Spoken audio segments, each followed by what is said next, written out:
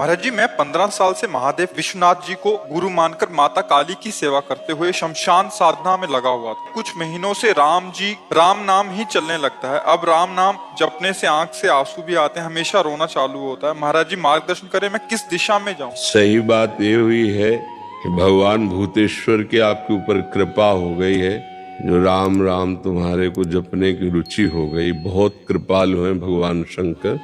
जा पर कृपा न करें पुरारी, सो न पाओ मुनि भगत हमारी। परम कृपालु भगवान शिव आप पर बरस रहे हैं। आप जो हृदय में आया उसी में चल दीजिए।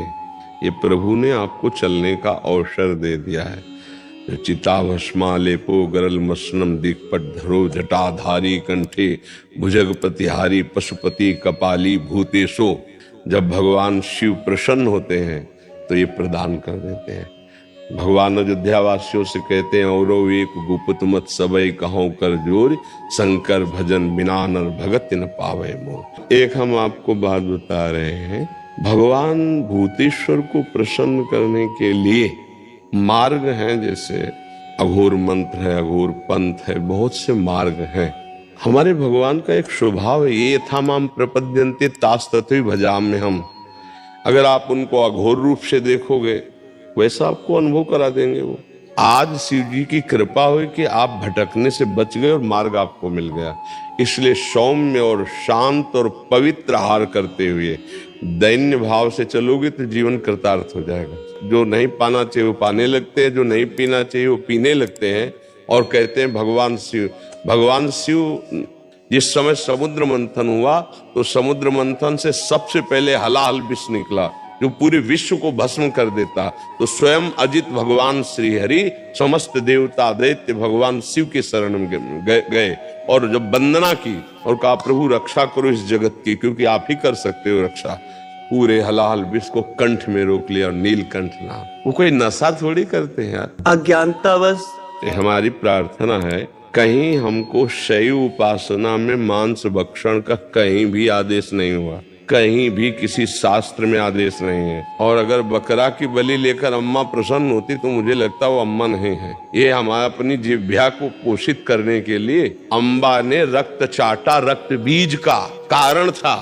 वो ऐसा राक्षस दैत्य था कि अगर उसका अस्त्र मारो और जितने बूंद वो गिरेगा रक्त, उतना दूसरा रक्त बीज तैयार।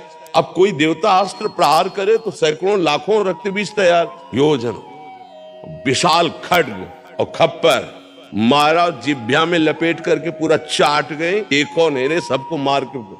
तो अम्बा ने ये किया है अपने बेटों के रक्षा के लिए। आराधना का स्वरूप होता है परिहित सरेश। कोई भी सिद्धांत ऐसा हमें आज तक नहीं मिला, क्योंकि शैव उपासना में हम भी रहे और बहुत अनन्य रहे। ऐसा नहीं कि हम चिता की भस्म नहीं लगाई या भस्मीभूत महादेव जी की आराधना नहीं की। जैसे आद्य गुरु भगवान शंकराचार्य जा रहे थे तो अपने शिष्यों की परीक्षा के लिए वो एक जगह मछली बिक रही थी, ऐसे उठाया, ऐसे खड़े हो गए। तो 4 जो शिष्य थे वो खड़े हैं, गुरु जी पा रहे तो अनुकरण कर रहे हैं। आगे बढ़े तो कांच गलाया जा रहा था, नारियल का खप्पर में ऐसे भरा कांच हो, ऐसे गलता हुआ कांच पी लिए। गुरु जी सामर्थ्य ने तो मछली क्यों खाई? बोले आपने खाई। तो बोले पिया ना हमने। उत्तम बात यह है कि जो सिद्ध महापुरुष कर रहे हैं वो हमारी सामर्थ्य है। अब उन्होंने ऐसे किया, जिंदा मछली निकल गया, जल में छोड़ दिया।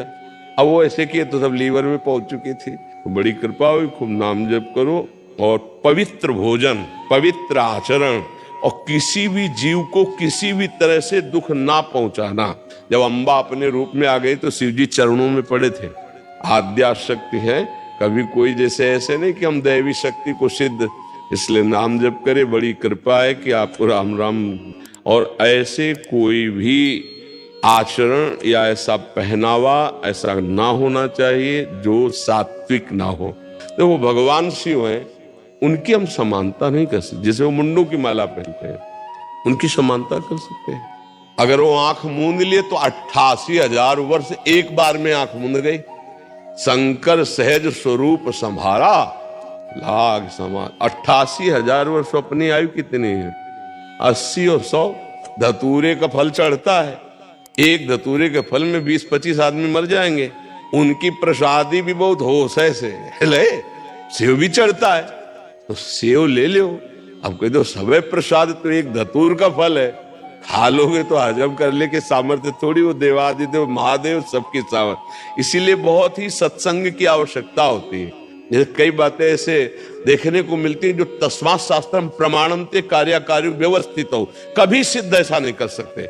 सात्विक भाव लेकर के चले और परिपक्व हुए तो वही भाव रहेंगे ना। तो सिद्धावस्था में तो और सावधानी सिद्ध हो चुकी है। आजकल जितना कोई असावधान बर्ताव करे तो उसे कहा जाता है ये सिद्ध हो गए, क्योंकि अज्ञानी जीव है। सिद्धावस्था का सीधा परिचय है जिसकी कोई चाह नहीं रह गई है, जिसको अपमान दुख नहीं दे सकता, सम्मान सुख नहीं दे सकता, जिसको मृत्यु से भय नहीं लगता, जो सच्चिदानंद की स्थिति में हर समय रहता है, वो परिपक्व माना जाता है। तो इसलिए सावधान होकर चला जाए, कहीं त्रुटि न हो जाए, नहीं बुद्धि भ्रष्ट हो जाएगी, डिप्रेशन में पहुंच जाएगा, पागल हो जाएगा कि उसी को सिद्ध मान लिया। जो तरह ऊट पटांग बोले अरे सिद्ध पुरुष अवधूत है इनकी, नहीं, उसको दवा की जरूरत है।